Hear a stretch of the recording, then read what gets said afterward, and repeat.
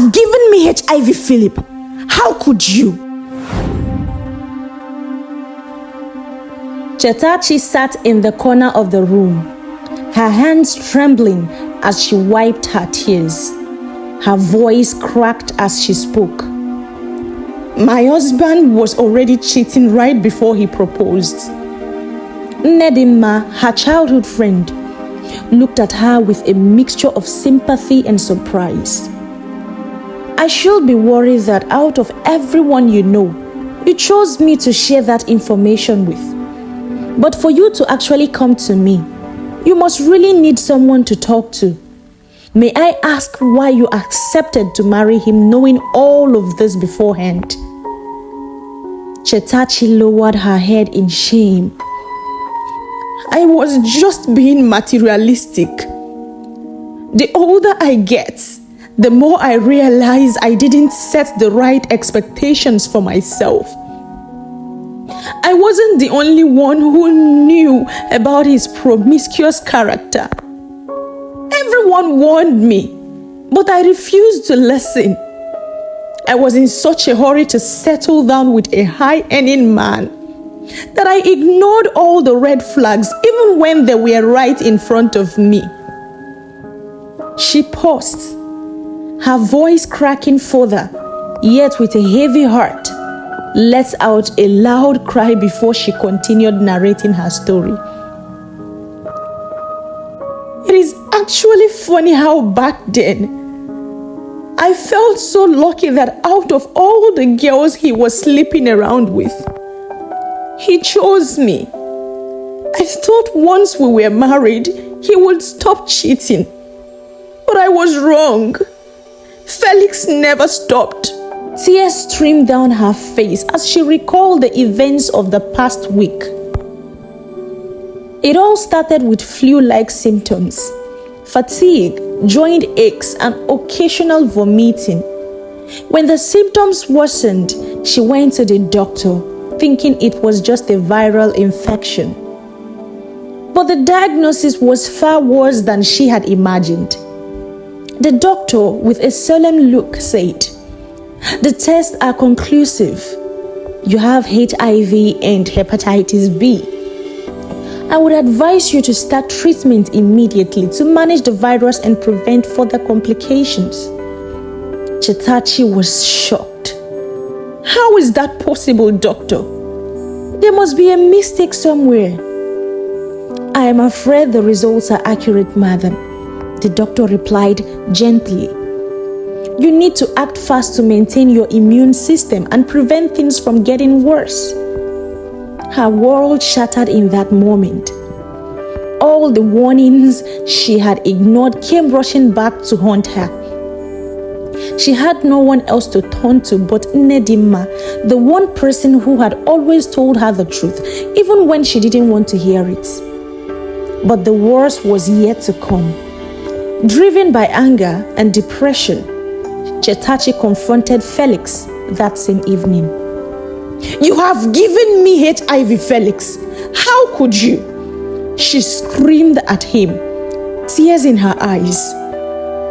Felix stood there, calm and unaffected. I have known for years, he coldly said.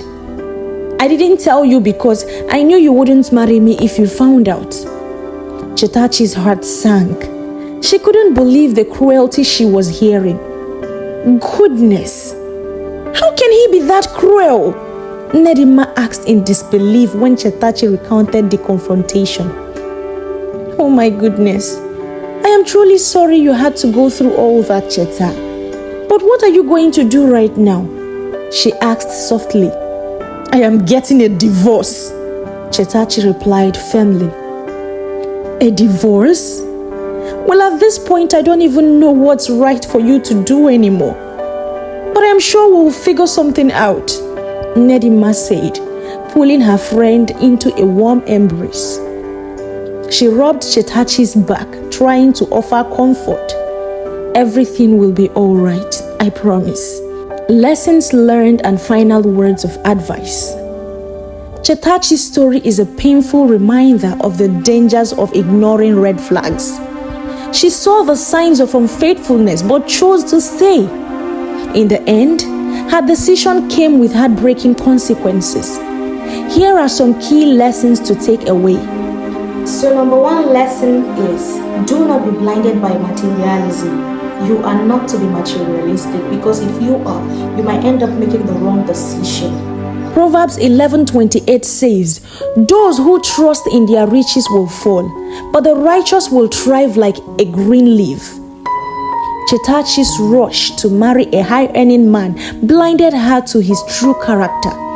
Remember, no amount of wealth can compensate for the lack of trust, love, and integrity in a relationship. The number two lesson is, pay keen attention to red flags. Red flags are not to be ignored. There are things you should actually pay keen attention to. Lesson number 2. Pay attention to the red flags. Matthew 7:17 tells us, "A good tree produces good fruit, and a bad tree produces bad fruit." When you see consistent patterns of dishonesty, deception, or toxic behavior, don't dismiss them. They won't simply disappear after marriage. As Chetachi's experience shows, ignoring these signs can lead to devastating consequences. The number third lesson to go home with is, health and honesty are essential in a relationship. Health and honesty are essential in a relationship. Chetachi's husband concealed his health condition, putting her at risk. Relationships require honesty, especially when it concerns health and well-being. The book of 1 Corinthians 6:19 reminds us that our bodies are temples and we must treat them with care and respect. Don't enter into relationships that compromises your health, both physical and emotionally. May I also add that before saying yes to someone, it's best you both get yourselves tested to know your partner's status. And the number 4 lesson to go home with is, surround yourself with wise counsel. Surround yourself with wise counsels. The book of Proverbs 12:15 says, "The way of a fool is right in his own eyes, but a wise man listens to advice." Chetachi had friends who tried to warn her, but she didn't listen. Sometimes those closest to us can see what we cannot. Learn to value the wisdom of trusted loved ones. In conclusion, dear youths, remember that love isn't enough to sustain a relationship on its own. Integrity, honesty, respect, accountability, and so many more are essential in a relationship. Do not ignore the warning signs in the name of love or status. As the book of Proverbs 4:23 advises, guard your heart above all else, for it determines the course of your life. And your final take home for this is, love wisely, choose wisely, and never forget that you are worth more than material wealth and fleeting affection. So hi my loves, I am still your one and only Lioness Judith Oge, and I will see you guys in my next video. Until then, bye bye. I love you guys.